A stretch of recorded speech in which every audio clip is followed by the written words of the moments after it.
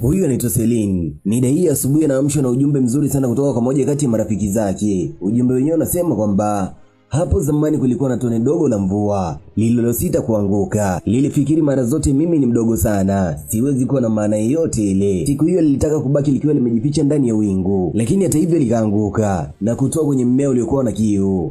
Mmea ukachanua na muda mfupi baadaye ndege akaja kunywa maji pale. Alafu mtoto mmoja katabasamu kwa kuona bustani ndogo inapendeza. Tone lile dogo likajifunza jambo hili: huhitaji kuwa mkubwa ili kuleta tofauti. Mara nyingine kujitokeza kunatosha kabisa kufanya jambo zuri au kufanya mabadiliko. Habari za asubuhi sunshine, hatimaye kumekucha. Toka kitandani ujiandae kwenda shule. Baada ya kumaliza kusoma ule ujumbe, msichana ambaye ni Celine akawa kaamka kitandani pale. Bi mkubwa naye ndio alikuwa kaja kumwamsha kwa ajili ya kujiandaa kwenda skuli. Na kingine, siku chache mbele ni birthday party yake. Huyo bi mkubwa akawa anamwambia awe makini sana na marafiki atakaoalika nyumbani kwake, asije akamletea waoni na nini. Celine akasema marafiki zake wote ni wastaarabu na anaamini wakija hapa nyumbani watu vuruga kitu chochote kile. Basi bana, Celine akaondoka akaingia mpaka mazingira ya skuli huko. Kuingia huko kuna rafiki yake mmoja ambaye ni Tojesi, na mchizi ndio huwa anamtumia ujumbe kila asubuhi. Akawa amemsifia na nini leo kawahi kuja shule. Celine akasema ni kawaida yake kila siku kuwahi. Mchizi akamwambia kama isingekuwa na kutumia ujumbe kila siku asubuhi wala usingekuwa unawahi. Kila nikituma huo unawahi, lakini siku nisipotuma unachelewa. Imekuwa ni kama desturi ya Jesse, kila kija shule asubuhi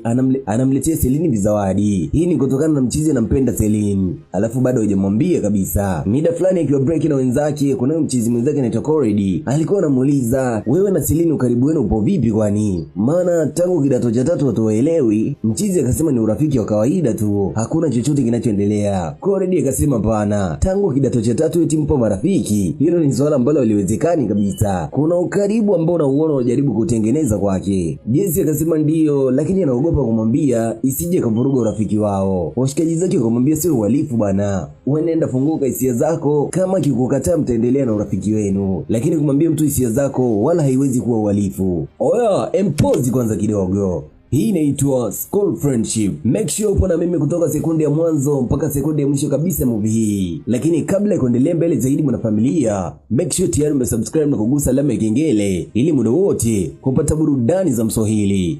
Huyu rafiki yake na Jesse ambaye ni Coredy, kuna mdada mmoja waga anampenda anaitwa Ruby. Kwa hiyo leo ndo wakawa wamemfuata na kidogo walikuwa wamekorofishana. Mchizi amekuwa akimletea zawadi za tambi na nini, na hilo Ruby alitaki kabisa. Yeye anahitaji zawadi nzuri nzuri kama ambazo Jesse waga anamletea Celine. Akawa anamwambia si uchukue mfano kwa rafiki yako basi, uone anavyomletea rafiki yake vizawadi vizuri na nini yupo si. Coredy akasema yana huo uwezo wake unamudu kama hivyo. Kuhusu kumnunulia zawadi za gharama bado hajafikia kabisa kuvimudu. Ruby akajibu kama singekuwa na uwezo wa kumudu ni bora singemletea zawadi kabisa kuliko alivyokuwa anamletea vizawadi vya tambi. Pale pale katokea Celine na Jesse. Celine pia akawaambia kwamba siku chache mbele kapanga kufanya birthday party. Kwa hiyo kawalika marafiki zake pale na nini, alikuwa ipo na kadi, lakini akawaambia kwa kuwa wao ni mabest friend wake hawahitaji kadi kabisa ili kuja kwenye birthday party yake. Wao wanakaribishwa kama ndugu wa familia, hawahitaji kabisa kuingia na kadi. Kama kawaida Celine akiamka asubuhi anakuta ujumbe mzuri ambao katumiwa na Jesse. Yaani mchizi anajitahidi sana kuwa romantic kwa Celine, ili Celine angalie na aone tu kwamba anampenda bila hata kuongea, matendo yake yajieleze wazi kwamba anampenda. Leo akiwa darasani, teacher akiwa anaendelea kufundisha, kuna mwanafunzi akaingia pale. Teacher akamuuliza ndo umeingia saa hizi? Mchizi akajibu ndio, saa hizi ndo kaingia. Akamuuliza na kwaje kachelewa kuliko wenzake? Akajibu samahani mwalimu, nimeanza leo tu, nilikuwa kwenye ofisi ya mkuu wa shule. Teacher akaona wao sawa, njoo mbele darasa ujitambulishe. Mchizi akafika mbele ya darasa pale akasema anaitwa Benjamin Smith, lakini wengi hupenda kumuita Beni. Mimi ni mwanafunzi mgeni hapa, nusu Nigeria, nusu Marekani. Napenda kujifunza vitu vipya zaidi na napenda kucheza mpira wa miguu. Wakati Beni anajitambulisha pale, jicho la kila msichana lilikuwa kwake. Na hivi tena wamesikia eti ametoka Marekani, yaani ndo kwanza kapagawa mara mbili. Mchizi akaenda kajigalisha kwenye dawati lake, ilikuwa kasahau kalamu. Celine akamsaidia kalamu pale baada ya kuona anaitafuta sana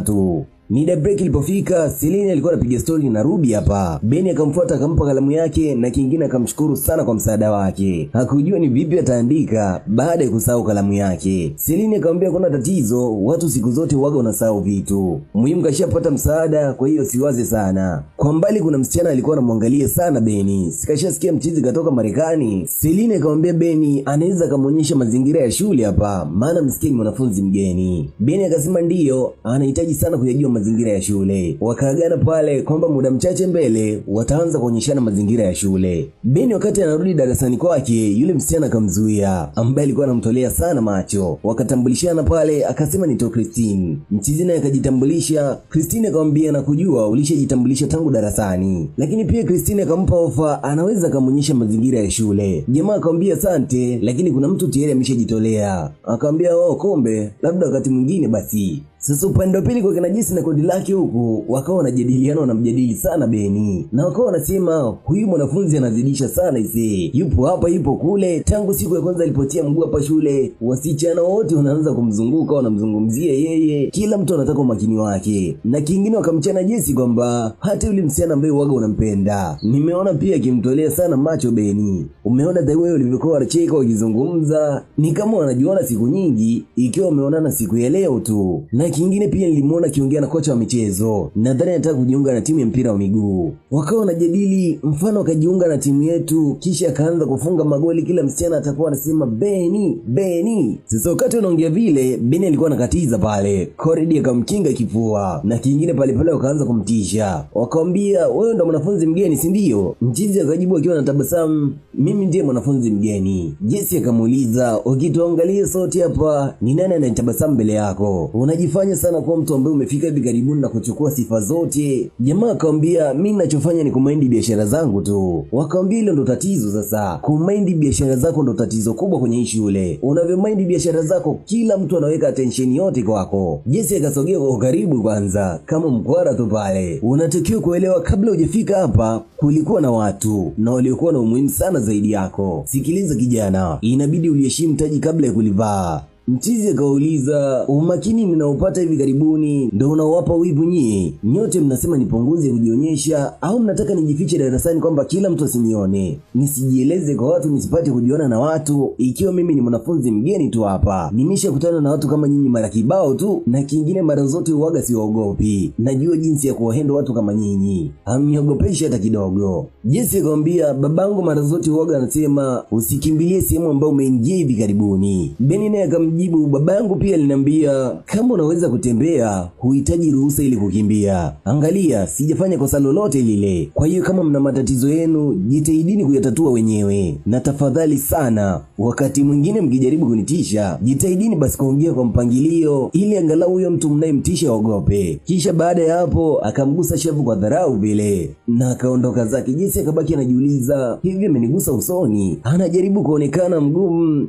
hata kutetemeka hajatetemeka. Haya bana, leo Celine na Beni wakawa wamekutana tena. Na Celine akawa anamuonyesha mazingira ya shule. Akawa anamuonyesha ni wapi ataweza kununua vitu, na kingine akawa anamuonyesha mazingira mengine hapo shuleni. Lakini pia akampa kadi ya mwaliko wa kuja kwenye birthday party yake. Sasa wakati kampa ile mwaliko, Jesse alikuwa katokea pale. Beni akambidi awapishe pale. Alipoondoka akamuuliza, usiniambie umemwalika huyu jamaa kwenye birthday party yako? Akasema ndio, ni rafiki yake kwa hiyo hamna tatizo kumwalika. Akamwambia ni sawa, hii ni party yako, siwezi kuingilia popote pale. Naye akamwambia najua unajali sana kuhusu mimi, lakini huyu jamaa na madhara, hawezi kunidhuru, hawezi kuniumiza, kwa hiyo ndio maana nimeona nimwalike. Akambembeleza Jesse pale, mwisho akatulia. Mchizi akapoa kabisa. Sasa wakati Beni anarudi darasani huku, akakutana tena na Christine. Kumbuka Christine huaga anampenda sana Beni. Akamwambia kama hatojali anaweza kawa anamfundisha math kidogo kwa sababu ipo vizuri sana kwenye hilo somo. Mchizi akamwambia hata mimi nipo vizuri, kwa hiyo asante sana. Kwa msichana anaitwa Ania, alikuwa kaamka asubuhi na mapema kabla ya mama yake kuamka pia. Akachukua karai kwa ajili ya kwenda kupanga maji na kwenda kuuza mtaani huko. Lakini kabla hajaondoka bi mkubwa naye akawa kaamka. Na akamuuliza unafanya nini? Akamwambia nilikuwa nakwenda kuandaa maji ili nikauze mtaani huko. Mama akamwambia pana bana, huwezi kuwa unafanya kama hivyo. Nimesha kuambia jukumu la kuitafutia familia ni kazi yangu. Wewe hutakiwi kabisa kujishughulisha na hayo. Kazi yako ni kusoma na kwenda kuiendeleza future yako. Basi baada ya pale bwana mdogo alikubali kweli. Lakini baada ya mama kumuomba sana, maana kutaka kabisa kubaki nyumbani bila kufanya chochote. Ingali anaona maisha yao ndio hivi magumu na wao wanaona ni bora ya jana kuliko ya leo. Tukiacha Wasakatonge huko tunakuja kwenye nyumba nyingine hivi. Hii ni nyumba ya kitajiri. Kuna huyu dada wa kazi kaja kumwamsha huyu msichana kwa ajili ya kwenda shule. Huyu msichana alilala anaitwa Tania. Yule dada alijaribu kumwamsha sana pale, lakini bado Tania kuamka. Ikambidi amguse sasa. Ile kumgusa Tania ikawa ni kama kamvuruga vile. Na akamuuliza unaweza vipi kunigusa mimi? Akamwambia nilikuwa najaribu kukuamsha uwahi kwenda shule. Akaendelea kumwambia utakiwi kabisa kuugusa mwili wangu. Kazi yako ni kufanya usafi mundani na sio kuugusa mwili wangu. Uwezi amini Tani alitoka pale na akiwa amekasirika kishenzi yani. Akanyosha moja kwa moja mpaka chumbani kwa wazazi wake. Mzee naye ndio alikuwa anajiandaa fresh kwa ajili ya kuingia mzigoni. Mkewe kana msaidia kufunga vifungo pale. Baada binti yao kuingia kusalimia wala nini akasema anahitaji afukuzwe. Yule dada wa kazi anahitaji afukuzwe. Baada ya hapo mama akamkata jicho bali ile jicho la hiyo ndo salamu. Basi ndo hapo naye akasalimia na akauliza za asubuhi wote kwa pamoja. Mzee akamwambia binti yangu chochote ambacho unahitaji utakwenda kukipata. Yani yupo tayari kabisa kumfukuza yule dada wa kazi. Basi bana baada ya pale Tani akawa ameondoka.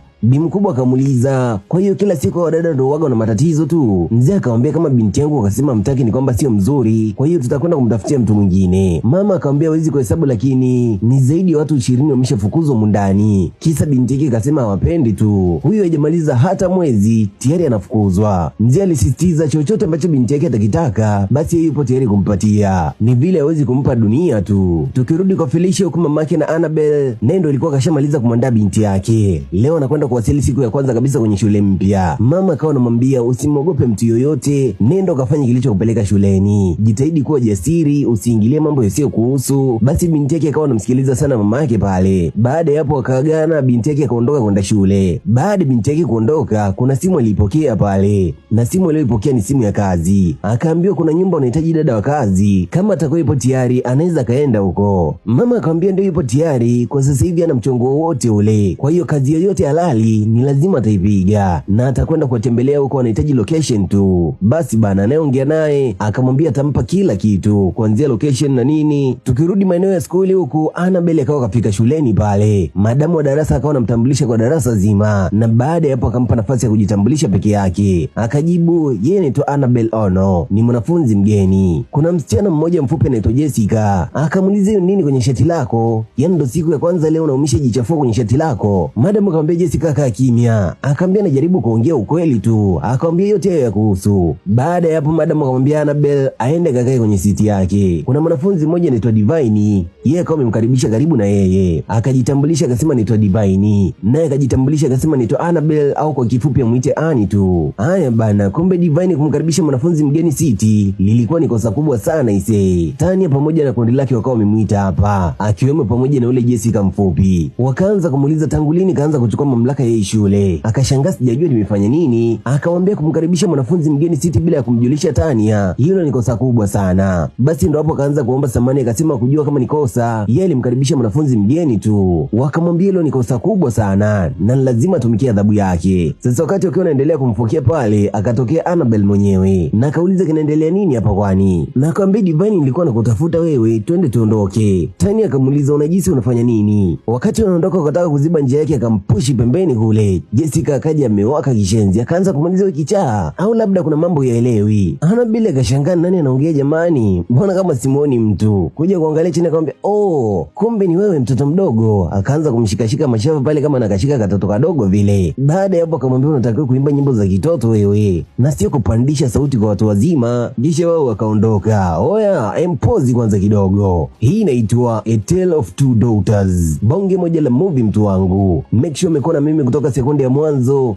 mpaka sekunde ya mwisho kabisa movie hii. Lakini kabla ya kuendelea mbele zaidi mwanafamilia, make sure tayari umesubscribe na kugusa alama ya kengele ili muda wote kupata burudani za Mswahili. Kama kawaida leo tutakuwa tena na golden comment. Dondosha comment yako hapo tukutane kwenye golden comment. Baada ya lile zahma bana wakawa wamerudi darasani. Kurudi darasani Annabel anakuta begi lake limetupiwa mbele ya darasa hapo. Akajua huyu ni lazima ni Tania. Kwa hiyo akaenda na akamwambia ni lazima ukanyanyue begi langu kisha ulirudishe ulikolitoa. Naye akamwambia siwezi kata kufanya hivyo. Akawa amembinya mkono pale. Hawa pambe wake wakaanza kumwambia muachie sio na nini. Akasema yeyote akija kumgusa basi atahakikisha na dili naye. Huyu msichana mmoja akataka kuleta kiherehere pale. Naye Annabel akamwambia ukija kujaribu kunigusa nitakuonyesha kile ambacho unaweza nikakifanya. Sasa ni bora umwambie huyu kiongozi wako si bosi wako aende akachukue begi langu na alirudisha alikolitoa. Maana nina uhakika kabisa ni yeye kafanya hivyo. Vita ikawa kubwa pale na wakataka kuanza kupigana moja kwa moja. Maana alikuwa kambinya sana mkono. Kabla hajaanza kupigana, madamu akaingia na akauliza kinaendelea nini hapa. Annabel akamsimulia madam kila kitu. Madam akaweka pembeni kidogo na akaanza kumuuliza Tania kwani kachukua begi la mwenzake kalitupia mbele. Tania ipo kimya tu. Akamwambia Tania anaongea na wewe. Naye akamjibu sita jina langu kama hivyo bana. Hukunipa wewe hilo jina. Madam akamuuliza unaongea na mimi kama hivyo? Ndiyo, naongea na wewe kama hivyo. Madam akamwambia kwa kuwa baba yako ndo mmiliki wa shule haimaanishi kwamba unaruhusiwa kuvunja sheria zozote za shule. Sasa ni lazima uingie ndani ya darasa ukaokote begi lake ulirudisha ulikotoa na upange kila kitu ambacho ulikivuruga. Tumeelewana? Madam aliongea kwa ukali kidogo na Tania aliingia uoga, lakini baada ya kuingia kote uoga uko baada akamwambia madam kwamba hujajua kabisa ulichokifanya. Tukirudi upande wa pili huko, Felicia akawa kaingia kwenye ile jumba la kishua sasa ambalo aliitiwa kazi za ndani. Baada ya kuingia pale akapokelewa na Mandy, ambaye huyu Mandy ni mama yake na Tania. Wakakaribishana siti pale, wakapiana salamu za hapa na pale. Kidogo hivi akaingia Tania mwenyewe. Kaingia wangu mzee bila hata kumsalimia mama yake. Mama akamuuliza ndo tabia gani hiyo? Basi ndo hapo akamsalimia na nini. Kisha akamuuliza ina maana hujamuona huyu? Akamtizama. Bi mkubwa akamwambia utakuwa unasoma shule moja na binti yangu, maana uniform ulizovaa zinafanana kabisa na uniform zake. Akamuuliza kwani wewe nani? Mandy ambaye ni mamake akamwambia nimekuambia msalimie. Basi ndo hapo akamsalimia kisha akamwambia umeridhika sasa? Na kingine mama usiniambie kwamba huyu ndo utakuwa unatusaidia kazi hapa nyumbani. Bi mkubwa akamwambia ndio. Akasema hapana, sijampenda, ni mbaya, sijapenda alivyovaa, nahitaji mtu mwingine. Mama akaona hapana ise, hawezi kumdegeza binti yake kama hivyo. Akasema huyu ndo ameshaajiriwa tayari na atakuja kuanza kazi hapa siku za hivi karibuni. Tani alipotaka kukataa zaidi, bi mkubwa akamwambia nitakuadhibu sasa hivi, nenda chumbani kwako huko. Basi ndo hapo Tani akaondoka na mama akamwambia Felicia umeshaipata kazi, sijui ni lini utaanza, lakini kazi yako tayari umeshaipata. Felicia mwenyewe akashangaa kirahisi kama hivyo, na kingine akajibu nipo tayari kuanza kazi hata leo. Bi mkubwa akamwambia pana, leo haiwezekani, njoo kesho kuanzia saa 2. Basi bana Felicia akatoka pale anabashesha kishenzi. Hata baada ya kufika nyumbani alikuwa anaimba nyimbo za shangwe na nini, kazi ambayo wengi waga wanaidharau, yeye kaipata kaanza kuimbia mpaka nyimbo mzee. Hii inakuonyesha ni kwa namna gani hapo nje maisha yamemtandika. Binti yake Pendo ilikuwa katoka shule akaingia pale akamuuliza mama furaha yote ya nini? Akamwambia chana kwanza na furaha yangu. Siku yako ya kwanza skuli kweli iliendaje? Akamwambia siku ilikuwa nzuri, wanafunzi wazuri, lakini kuna huyu mwanafunzi mmoja hajampenda kabisa. Pia mama akamuuliza kimetokea nini kwenye shati lako? Akamwambia kuna gari ilikuwa imgonge barabarani huko. Mama akaingia uoga pale, lakini akamwambia sio tatizo kubwa, mimi ndo niliogopa, gari lilikuwa linapita mbali kabisa. Na akasema kuna mwanafunzi huko shuleni hajampenda hata kidogo. Huyo mwanafunzi anawadharau sana wenzake. Kaenda kuomba kazi leo na leo kaipata kazi. Kingine kuna mtoto kamaona kwenye ile nyumba. Huyo mtoto kavaa uniform sawa na za kwake kabisa. Mama yake ni mtu mzuri ila huyo mtoto ndo anadharau. Akamuuliza subiri mama, jina lake naitwa nani? Akamwambia jina lake ilikuwa pale mama kuweza kukumbuka kiusaini lipi jina lake, lakini alisema kavaa uniform sawa na za Annabel. Jioni Ike mzee wa hii familia aliporudi nyumbani, binti yake akamfuata pale na akamuulizia kila kitu ambacho kilitokea shuleni. Akasema huyo mwalimu wa mathematics anataka afukuzwe. Mzee akamwambia ni bibi binti yangu nataka tufanye nini juu yake? Akamwambia nataka afukuzwe. Mzee akamuuliza ni mwalimu yupi huyo mathematics? Akamwambia Mzizieze, nahitaji afukuzwe kazi. Mzee akamwambia basi limepita hilo, na pia akamwambia dada mgeni ambaye mama akamwajiri nahitaji aondoke kabisa hapa nyumbani, sitaki kumuona. Pia mzee akamwambia limekwisha hilo. Akasema nahitaji dada wa kazi mdogo na sio mzee kama ambaye mama akamwajiri. Bi mkubwa akaingia pale akasema litatokea jambo kama hilo, na kisha akamwambia mzee wazi kwamba unachokifanya kwa binti yako sio malezi, bali unakwenda kumharibu kabisa binti yako. Huyo dada wa kazi nimemwajiri mimi na wala hukumwajiri wewe, kwa hiyo katu siwezi kukubali akafukuzwa kazi. Binti yake akamwambia baba jamani mfukuze kazi. Mama akamwambia nikikupiga kibao wewe. Baada ya pale bi mkubwa kaondoka, lakini kaweka wazi dada wa kazi kamwajiri yeye na hakuna mtu yoyote kumfukuza. Mzee akabaki anambembeleza binti yake pale na akamwambia kwamba yote yatakwenda kuyafanyia kazi. Usiku mzee kabla hajalala akampigia principal shule yake, maana huyu mzee ndo mmiliki wa shule ambayo Tani anaisoma, yani yeye ndo mwenye shule. Akampigia akasema anahitaji Mzizieze afukuzwe kazi. Principal akamwambia kiukweli ungependa kumfukuza kazi, lakini ndo mwalimu the best sana hapo shuleni wa mathematics, kama akija kuondoka hawana nguzo yoyote iliyobakia, kwa hiyo hawawezi kumfukuzisha kazi, ni lazima watambakisha. Mzee akaona kama hivyo basi sawa, wataangalia namna nyingine ya kufanya. Mke wake akamuuliza kama kwa mwalimu tegemeo mathematics leo ulikuwa unakwenda kumfukuzisha kazi? Mzee akajibu ndiyo, kamkosea binti yangu heshima. Akamuuliza tangu lini mwanafunzi akakosewa heshima na mwalimu wake? Mwache afundishwe adabu huko shuleni na anyoke kwenye mstari unaotakiwa. Mzee baada kwa endelea kusema ni lazima mpe binti yake chochote ambacho atahitaji. Bi mkubwa akamwambia unajua nini? Nimekuacha ukimlea huyu mtoto ndani ya miaka 15. Ukichukua maamuzi yote juu yake, ila ninavyoona unaelekea kabisa kumharibu binti yako. Ukihisi unampa kila anachokitaka, lakini wewe unachokifanya ni kwenda kumharibu kabisa binti yako. Kuanzia sasa hivi nitakwenda kuchukua majukumu juu ya binti yangu mwenyewe. Sitoruhusu ukaendelea tena kumharibu. Basi bana, usiku ule wakati familia nzima imelala, kuna gari moja ikapaki pale na kuna jamaa mmoja aliitolea sana hii nyumba macho. Hii nyumba ya Ike pamoja na Mandy. Alipiga jicho ambalo linaonekana ni dhahiri ni jicho la kisasi. Baada ya pale akafunga dirisha za gari yake, mwisho akaondoka.